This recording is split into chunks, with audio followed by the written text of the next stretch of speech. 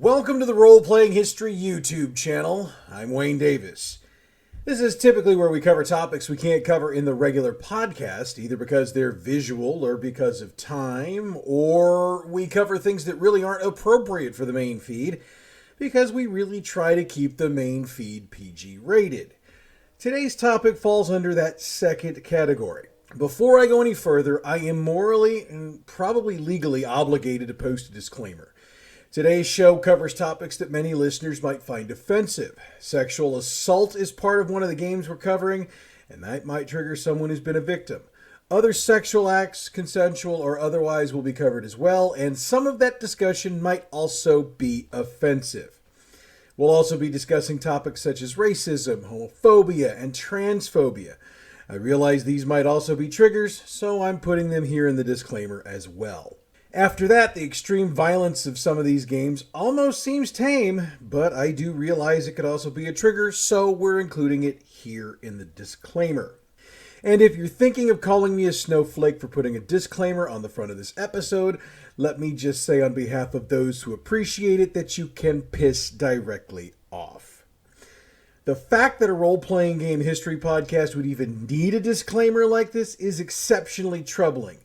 But role-playing games have been created by all types of people. Now, that being said, I personally do not advocate the behaviors I'm warning you about, and some of the others I didn't mention in this disclaimer. I'm just presenting them from a historical standpoint because I believe in doing due diligence for history. And as we all know very well, history is frequently ugly. Also, in a break from my normal protocols, I will not be telling you where you can find a lot of these games. In my opinion, some of them are so bad they deserve to be relegated to the sewer system that they came out of.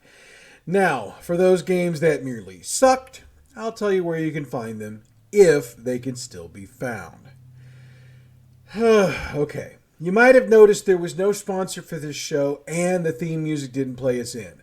The music isn't going to play us out either, and I made that call myself. Some of this shit bothered me so bad, I decided not to sully our sponsors or our theme music by attaching them to this episode. So today's episode is brought to you by me. Alright, so now that I've warned you and spilled my soul, let's get to today's topic. The worst role-playing games ever created.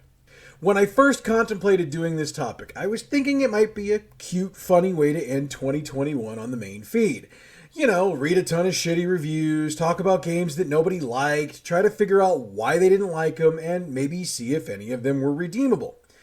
I even have to admit that I was more excited about doing this episode initially than last week's episode about Pendragon, and I'd been working on that episode since, late October. Then I actually started the research. Now, for my research, I did what I frequently do when I'm going to do a list show. I hit up Google, searching for the worst role-playing games ever created. What caught my attention repeatedly was that time after time, on site after site, I kept hearing about the Unholy Trinity of role-playing games. Once I read up on them, I understood why they had that name. This was where I refer you back to the disclaimer, folks, because this first one's a doozy. Fatal, which is spelled with periods between each of the letters, has been noted by pretty much every site I checked as definitely the worst role-playing game ever created. Gizmodo.com stated that, quote, it seems to have been written by a group of 13-year-old boys who happen to be vile, depraved, severely confused about sex, and grotesquely preoccupied with poop and pee and genitalia, end quote. So how incredibly jacked up is this game?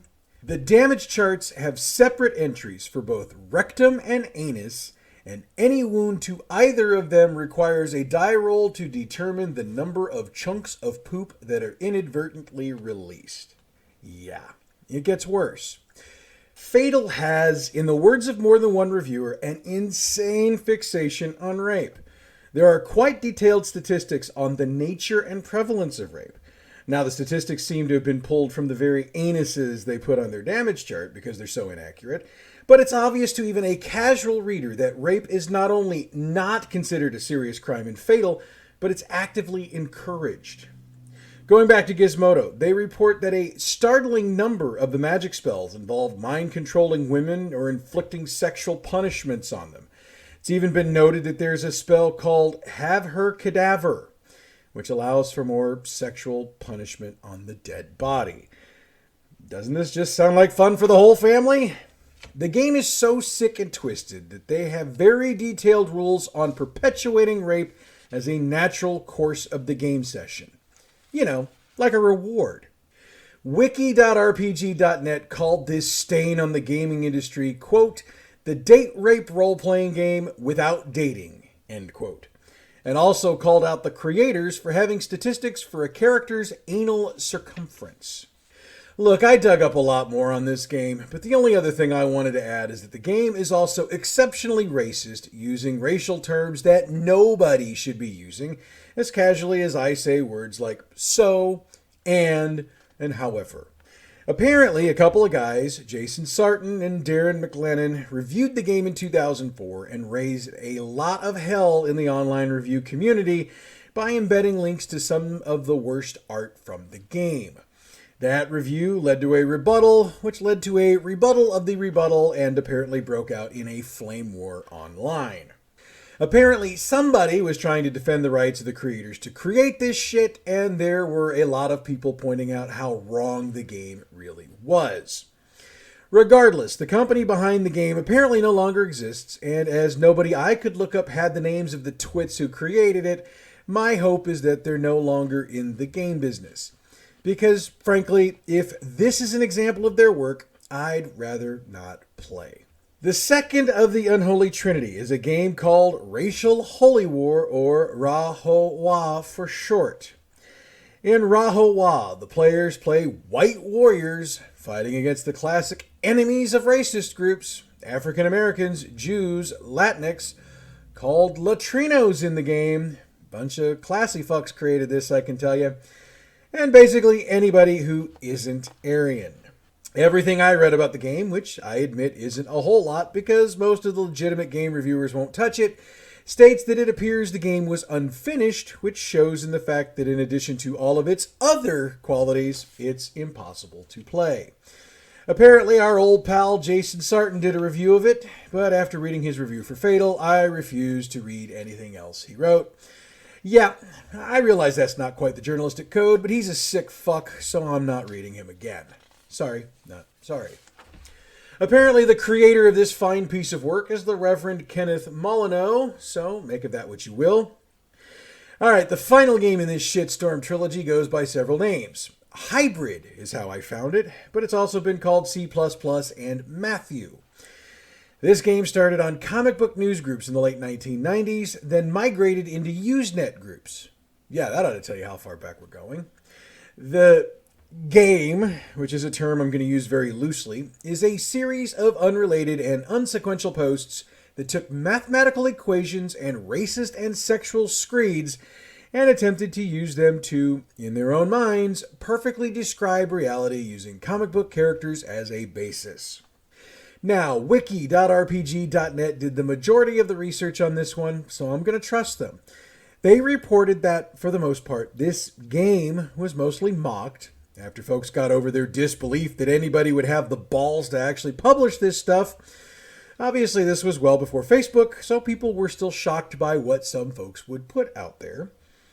Apparently, at some point, a fellow by the name of Philippe Trommier, and I don't give a fuck whether I got his name pronounced right, had the brilliant idea of organizing all of this ranting into some version of a printable game, and did so, though it didn't last very long. Again, this is a product that uses the most racist, homophobic, transphobic, misogynistic language and themes that you could possibly think of, and I'm not giving any more examples because I already feel like I need to go to confessional just reporting on it, and I'm not Catholic.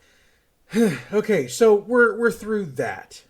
And look, I should probably apologize for my attitude during that part of this show, but I just can't. I wanted this to be a fun, happy little show, poking fun at games for the hell of it, and those 3 games really just changed my mood.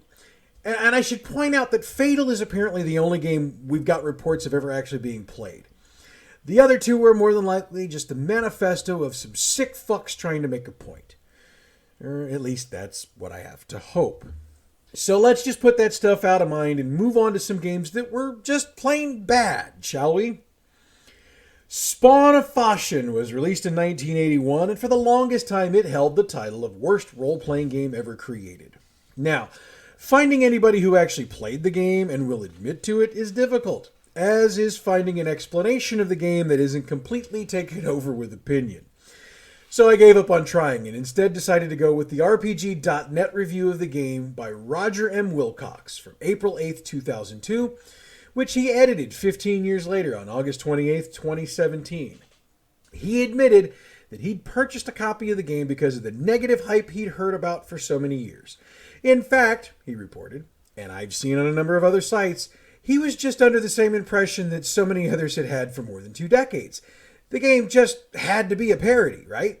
Apparently, the author of the game wasn't in on the joke, and when the joke/parody accounts showed up online, with folks talking about variants of the game and wanting to have Spawn of Fashion tournaments, he decided to do reprints of the game and sold them for $20 a pop. Mr. Wilcox decided to bite and find out what it was all about.